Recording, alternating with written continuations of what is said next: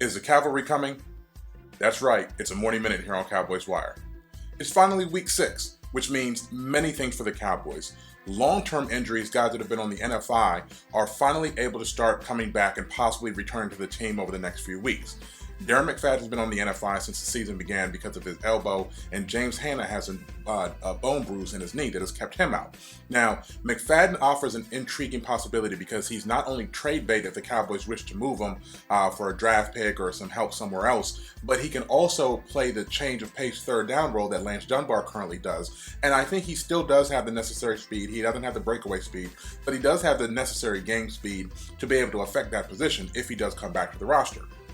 Now, James Hanna, he's been hurting with a bone bruise in his knee, and we don't know yet what the prognosis is for his return. It might be a situation where he requires microfracture surgery, but most people normally make a comeback before deciding that they can't play on it anymore and opting for that route. So we'll see what happens. He is the best blocking tight end, and even though the Dallas running game has averaged 191 yards on the ground over the last 3 games, he would still be a bonus as he's a better blocker than Jeff Swain, who has made great strides and is more than serviceable at the position.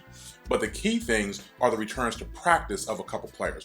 Des Bryant practiced, and although he was listed as limited, most observers said that he looked like he was far from limited when he was out there. It's a pain management thing, so it's not really a risk of re-injury, which means that there is a possibility that he will play in the Green Bay game before the bye week.